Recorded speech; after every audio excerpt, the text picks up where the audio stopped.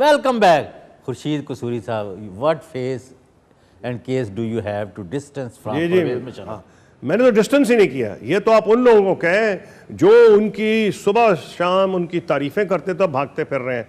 मैं जब लंदन जाता हूँ उनको मिलता हूँ, दुबई में मुझे बुलाते हैं मैं मिलता हूँ. दोस्त का क्या काम है कि सही एडवाइस दे. मैंने कभी भागा नहीं. मुझे टीवी शो पे उन्होंने बुलाया कि जी ये मेरा फ्लड का है, आप इसमें आएँ. मैंने जो कंट्रीब्यूशन की वो तो की, लेकिन मैं ओपनली बैठा, आइडेंटिफाई किया ताकि लोगों को मैं ये बताऊं कि क्योंकि आज ये पावर में नहीं तो मैं इनसे भाग नहीं रहा. आपने माशाल्लाह काफ़ी हैप्टी. वो एक सेपरेट है, वो मेरा फ़र्ज़ था. हमारा एक बजट है जो हमने इसमें खर्च करना था, इसमें रेफ्यूजी फ्लड इफेक्ट, उसमें से हमने एक हिस्सा प्रेसिडेंट मुशर्रफ साहब के फ्लड रिलीफ फंड में दिया है. उसकी वजह इसलिए, क्या नाम है, टेलीथॉन, ये इसलिए दिया कि मुझे पता है मेरे पैसे सेफ है उनके साथ, मैं उनकी इज्जत करता हूँ. देखिए मैं फिर लंदन जाके उनके प्लेटफॉर्म पर मैं बताता हूँ, मैं उन लोगों में हूँ जो कभी ये नहीं करता कि एक बंदा इक़्तिदार में नहीं है तो आप उसकी बदतारीफियाँ शुरू कर दें. आप जब वो इक़्तिदार में हो तो उस पर इख्तलाफ करें ना, बाद में क्या आपको. मैं तो बिल्कुल, आप ये सवाल 36 और से मुझसे नहीं पूछ सकते. मैं दुबई भी गया, लंदन बुलाया. हाँ, उनकी ख्वाहिश थी पार्टी लॉन्च करने की, और मैंने स्पेशली, मैं कोई बेवकूफ़ तो नहीं हूँ, लंदन को इतना तो नहीं कि बंदे के पास टाइम और पैसा है कि आप ऐसे ही जाएँ. हम गए थे इसलिए कि उनको एडवाइस करें. मैं अकेला नहीं गया, और भी दोस्त गए थे. उनको एडवाइस करें कि जनाब ये मौका सही नहीं है सियासी जमात लॉन्च करने का. मैं उसकी बहस में नहीं जाऊँगा कि क्या हमने दलाइल दी और उनकी क्या दलाइल दी. और स्पेशली कहने को गए, जान नहीं छुड़ाई, बल्कि यहाँ खबरें ये लगी कि हम ज्वाइन करने चले गए. हमने इसकी नहीं परवाह की.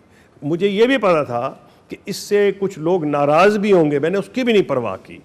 लेकिन फैसला करना और सही एडवाइस देना, आपकी अगर मेरी दोस्ती है उसका ये मतलब तो नहीं है कि आप जो चीज़ कहें मैं आपसे एग्री कर जाऊँ.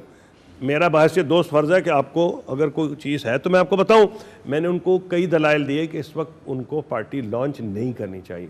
उनके अपने दलाइल थे कि उस वक्त लॉन्च करना चाहते हैं. चलो एनीवे यू गेव, उन्होंने किया और मैं गया, और मैं ये समझता हूँ उनके दौर में बहुत से अच्छे काम हुए. जो पाकिस्तान में जीडीपी ग्रोथ हुई है बड़ी कम हमारी तारीख में उतनी हुई है. एक साल 9.2 थी जो सारी दुनिया में नंबर 2 पे था, और सारी दुनिया में नंबर 2 था आफ्टर चाइना. और हमारा नाम N11 नेक्स्ट 11 में आ रहा था.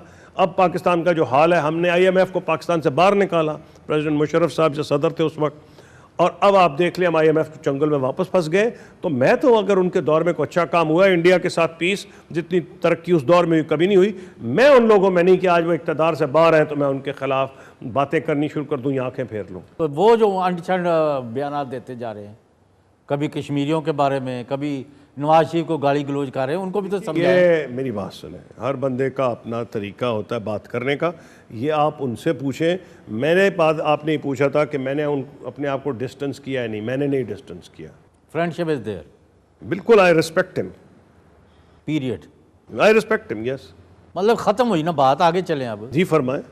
अब ये मुझे फरमाएं कि आपने एक उम्र गुजार दी है सियासत में, अब रातों रात जाके पीर साहब पगाड़ा के साथ मिल के, तो ये आप क्या गोल खिलाना चाहते हैं? मतलब है किसके कहने पर ये खिचड़ी जो है नहीं पका रहे हैं, और कौन आपकी डोरियां हिला रहा है? वही एजेंसीज, वही एस्टैब्लिशमेंट, नहीं, कुछ भी नहीं, वही कारिंदे, वही कतन नहीं, मोरे.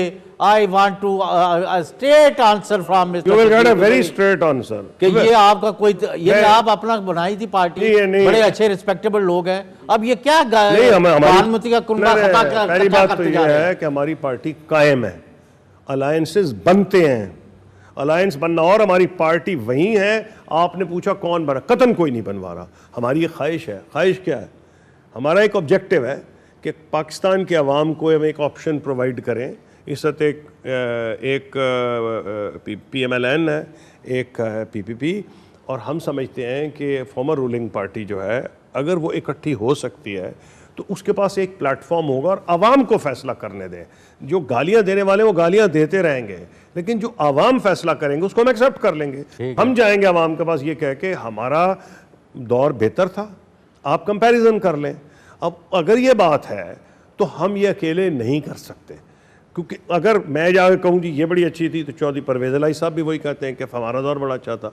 इसी तरह पीर पगाड़ा साहब उसी पार्टी के हिस्सा, वो भी कहते हैं बहुत अच्छा था। शेख तो रशीद अच्छा तो साहब, अच्छा ही है ना। शेख रशीद साहब भी यही कहते हैं और एजाजुल हक साहब भी ये कहते हैं। अगर हम अलहदा ये क्लेम करते रहेंगे तो फिर पब्लिक कंफ्यूज होगी।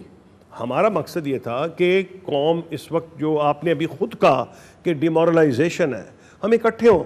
अब अगर इकट्ठे हो जाते हैं, हम औरों को भी मिलाने की कोशिश करेंगे, तो पॉइंट ये हम एक प्लेटफॉर्म प्रोवाइड करना चाहते हैं। हमें कतन कोई ना कह रहा है और किसी को क्या ज़रूरत है। ऐसी लोगों की आदत अंट-शंट कि ये एजेंसियाँ और फौज को और बड़े काम है, वो फौज बदल गई जिस उनकी ना ये प्रायोरिटी है।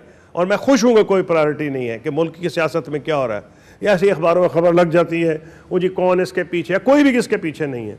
हमने कोशिश की है कि हम अपनी पार्टियां बरकरार रखते हुए आहिस्ता आहिस्ता इलेक्शन की तरफ जब बढ़ रहे हैं, क्योंकि मैंने कहा हम चाहते हैं गवर्नमेंट टेन्योर पूरा करे। अगर आप उसको लॉजिकल सीक्वेंस में देखें तो अगर ये टेन्योर पूरा करना चाहते, मैं ये तो नहीं चाहता कि अगला इलेक्शन जीत जाए, मैं तो चाहता हूं कि किस तरीके से हम जीते। हम आपकी ख्वाहिश है, हम इंडिविजुअली नहीं, किसी ने वोट देना है कि हम इंडिविजुअली नहीं जीत सकते जब तक हम एक प्लेटफॉर्म नहीं बनाएंगे जिसमें लोगों को ये कॉन्फिडेंस हो कि इनके पास तजुर्बा भी है, इनका पास्ट परफॉर्मेंस भी है और इनमें ऐसे लोग भी और नए लोग भी शामिल हो सकते हैं, नई पार्टियों को भी हम कहेंगे।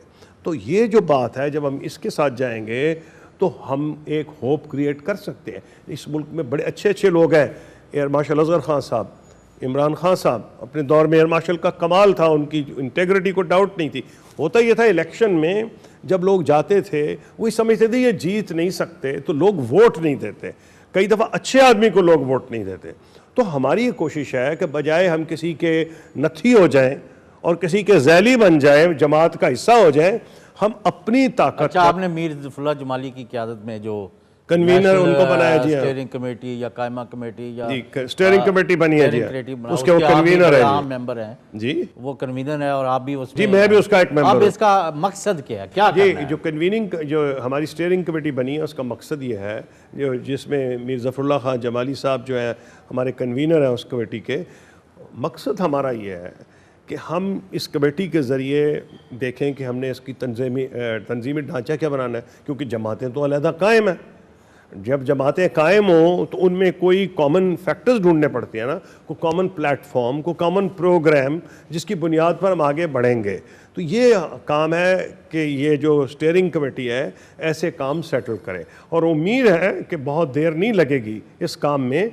इसलिए भी देर नहीं लगेगी कि हमारी अपनी पार्टी ने, अच्छा चले नहीं बस हमारी अपनी पार्टी ने कुछ दिन पहले एक कॉमन प्लेटफॉर्म, एक प्लान ऑफ एक्शन दिया है अगले 15-20 साल जी, 25 नुकाती। हम ये क्या इसमें आपका लुबे लबाब क्या है? मैं बताता हूँ, स्टीयरिंग कमेटी में भी पेश करेंगे, उसमें वो तब्दील करनी चाहे तब्दील कर दें, मशावरत होगी, ताकि सिर्फ ये लोग ना समझें कि लोग इलेक्शन के लिए इकट्ठे हो रहे हैं। उनका कोई मैनिफेस्टो होना चाहिए, कोई प्रोग्राम होना चाहिए। हमने दिया है, दूसरी जमातों ने अभी नहीं दिया। तो मेरा मकसद ये, इसी तरह बाकी जमातें इस अलायंस में हैं, हमारी ख्वाहिश है कि बाद में भी आएँ। और ये जो तनकीद है ना जी, ये जमहूरियत में होती है और उसे खंदा पेशानी से बर्दाश्त करना चाहिए।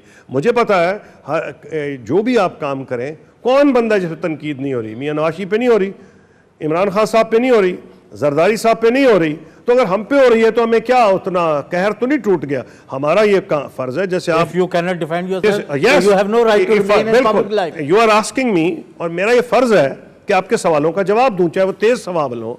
कोई इस एजेंसी वजह सवाल ही पैदा नहीं। ये बल्कि जो लोग ये कहते हैं ना कि मैं आपको बताऊं, जो लोग ये कहते हैं ना कि एजेंसियां इसके पीछे हैं, शायद वो जानबूझ के चाहते हो कि लोग समझे फौज इसके पीछे है। और इस मुल्क का अजीब ज़हन है, वो समझते हैं फौज पीछे तो ये इलेक्शन जीत जाएंगे। मैं आपको बरमला कह रहा हूं, फौज इसके पीछे नहीं है, ये हमारा अपना इनिशिएटिव है। और इसकी वजह यह है कि हम ये समझते हैं हम अलग-अलग अगर बट गए, ऑप्टिमिस्टिक नोट, हम बटना नहीं चाहते, हम इकट्ठा होना चाहते हैं। ऑन दिस ऑप्टिमिस्टिक नोट, यानी do you imagine A situation day after, एक दिन, एक हफ्ता, एक महीने बाद, कि मियां Nawaz Sharif who is the most popular leader in Pakistan as of now, Shahbaz Sharif who is a good administrator, Choi Parvez Lai who developed Punjab like anybody, Shujat seasoned politician, Khurshid Qusuri, Ijazul Haq, Humayun Akhtar, Peer Baghada, Zafrullah Jamali, very patriotic element in the country, कि ये एक छत के तले एक मेज़ पर आपको नजर आए महीना 2-4 कि मैं आज आपको जवाब नहीं दे सकता। ऐसे मैं कह दूं हाँ जी पॉसिबिलिटी है। यह पॉसिबिलिटी तो हर चीज़ की होती है। पॉलिटिक्स में अगर पीपल पार्टी और नून की हो सकती है, पॉसिबिलिटी तो प्रेसिडेंट मुशर्रफ साहब की भी है। आज लोग कहते हैं जी वो पॉलिटिक्स नहीं कर सकते हैं और वो फलां वजह है फलां वजह है। ये पॉलिटिक्स में ऐसी कोई बात नहीं है। ये बड़ी अजीब चीज़ है। एक तो पॉलिटिक्स में एक स्ट्रेंज बेड फॉलोज, जो लोग कहते थे एक दूसरे को समंदर में फेंक देंगे अरेबियन सी में, वो इकट्ठे बैठे हुए हैं, तो दूसरे क्यों नहीं बैठ सकते। इसलिए मैं ये समझता हूँ, मेरी सियासत का जो तजुर्बा है वो ये है, आज ये प्रेडिक्ट करना कि इलेक्शन के वक्त क्या होगी बात, बिल्कुल बेवकूफ़ी है। अगर हम खुद कुछ मुत्तहिद होते हैं तो हमारी ताकत बढ़ती है, और हम इस पोजीशन में ही नहीं होंगे और अगर दूसरी पार्टियों के साथ भी अगर करेंगे। हमारी 6-7 टुकड़ियां हो गई जैसे हो गई हैं, उसका हमें नुकसान होगा। ये एक लंबी बहस है कि क्यों डिवीजन हुई है। जो इम्पोर्टेंट चीज़ है, इससे पहले ठीक है आपने एक इशारा किया जी एस्टैब्लिशमेंट का रोल होता था। इम्पोर्टेंट चीज़ ये है कि आपके डिज़ायर है अमंग मुस्लिम लीगर्स कि वो इकट्ठे हों। जो लोग मुस्लिम लीग के ख़िलाफ़ हैं उनका हक़ है वो तनकीद करते रहे, और वो ये कहें जी इसके पीछे एजेंसी है फलां, कोई एजेंसी इसके पीछे नहीं है। आपके जो स्टैंडिंग है और जो एस्टीम है और जो रिस्पेक्ट है आपकी एज ए पॉलिटिशियन और एज ए स्टेट्समैन, वो अपनी जगह। लेकिन पाकिस्तान की नौजवान नस्ल, यंग लड़कियां और लड़के, वो आपसे ये सवाल करते हैं कि आपकी जो सक्सेसिव गवर्नमेंट्स हैं वो पाकिस्तान को ऐसी जगह पर ले आए हैं कि आज अमेरिका और यूरोप जो है वो कहते हैं जी हम इंडिया को तो ये सेपरेटली डील करेंगे और आपको साथ डीलिंग जो है ना अब दिल्ली के रास्ते से होती हुई आएगी। यानी वो इंडिया को, बनिए को आपके ऊपर उन्होंने सवार कर दिया है।